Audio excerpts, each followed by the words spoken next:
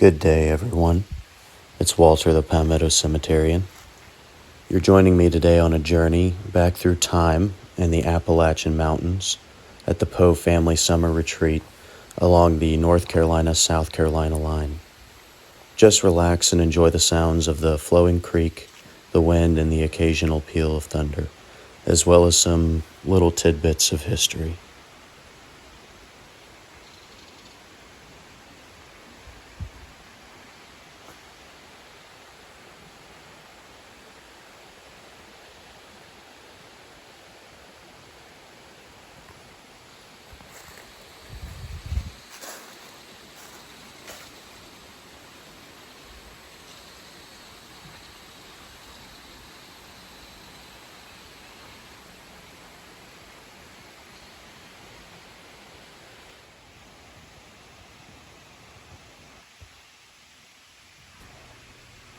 The Poe family has owned this house for a very long time now. It's hard to say how old the house is, but it predates plumbing. I would guess the house was built around 1900, but I could be way off. The family now only returns to the home perhaps once a year, if at all, to check on it, but no one has probably used it in at least a decade. I didn't venture inside, unfortunately.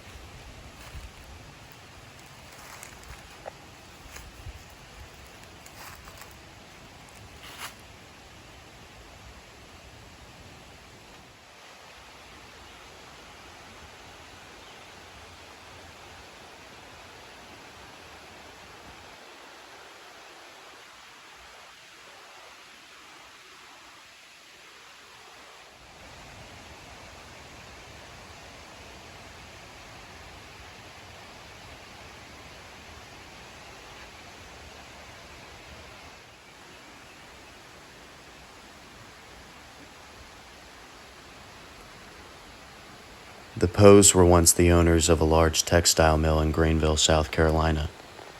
The mill was opened in 1896 by whom I believe this house was originally owned by, Francis Winslow Poe. He was born in 1853 in Montgomery, Alabama, and died in 1926 in South Carolina. Francis grew up on a farm and moved to South Carolina when he was in his 20s. He entered into the budding textile industry in Greenville and made a great fortune eventually. Francis would marry Harriet Augusta Maxwell in 1880, and the pair had numerous children together. Their son, Francis Winslow Poe Jr., took over the presidency of the mill after his father's death and was president until he died in 1960.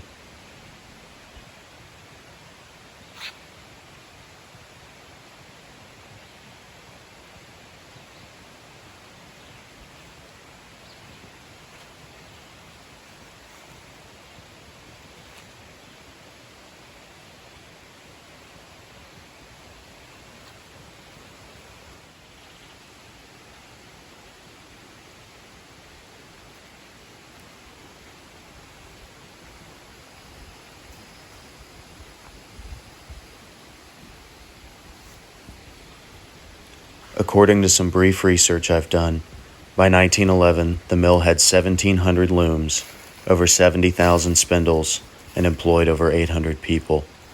The community had numerous churches, a company store, a baseball field, a swimming pool, and a village that was built to house the workers. A baseball and basketball team belonging to the mill also competed in local leagues against teams owned by other textile manufacturers. The mill also once had a cemetery, but a church acquired the property and bulldozed the cemetery to build a parking lot, I believe in the 1980s.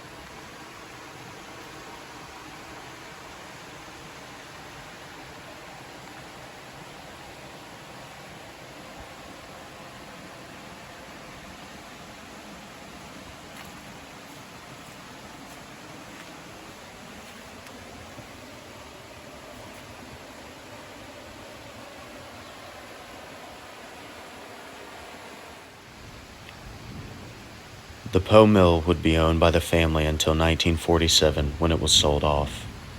It only remained open another 30 years and changed ownership a few times before the doors were finally shuttered in 1977 as the textile industry went overseas.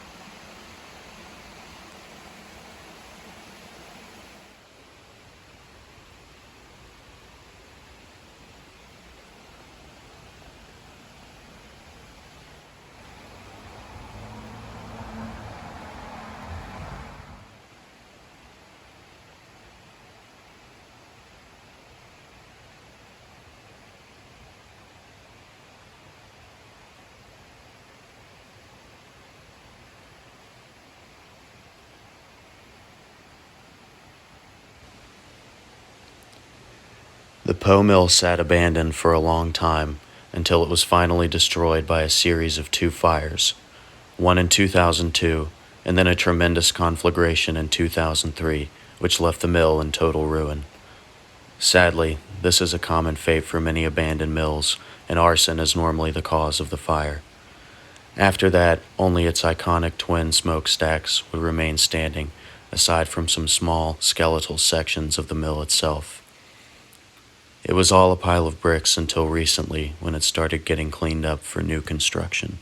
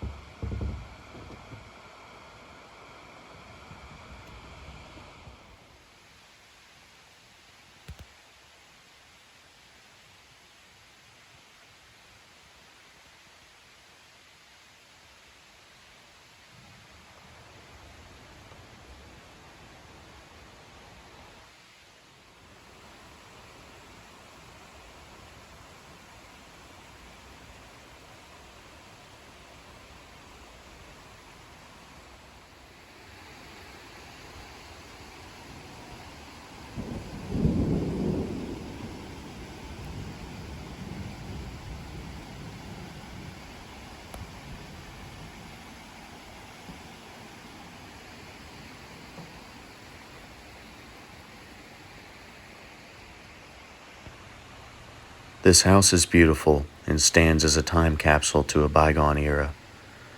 It's very interesting to imagine all the fascinating people who spent time here. I just hope the house won't be totally abandoned one day, but as time goes on, that seems like a real possibility. It needs some work now, I'm sure, but it shouldn't be left to rot.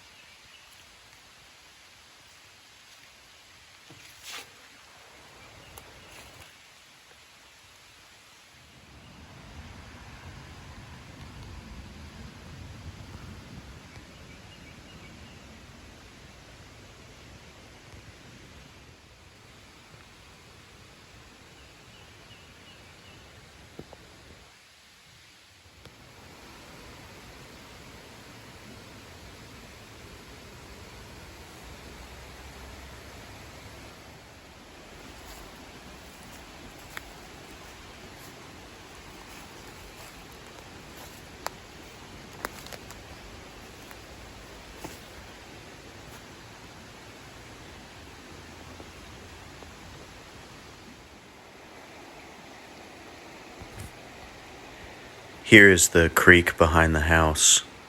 This entire embankment collapsed during Hurricane Helene from the massive rush of water. Most of the bridges in the area were washed out from the storm, and a lot of damage was done to people's homes and property. The community is still very much recovering.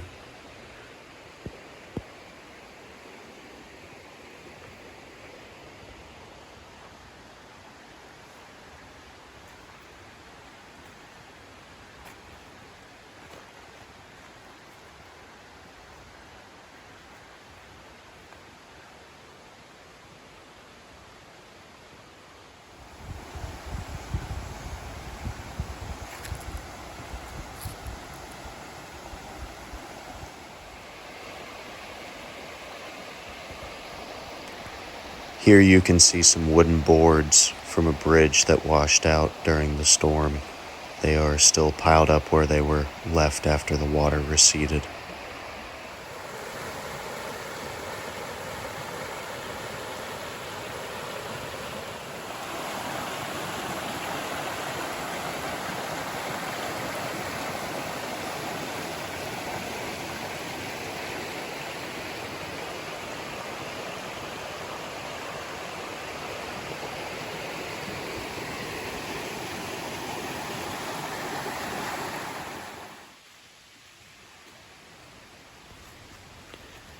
Thank you so much for watching today's video.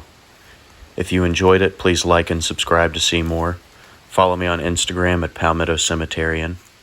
I'm trying to get as many of these historic homes on film as possible before nature or people destroy them.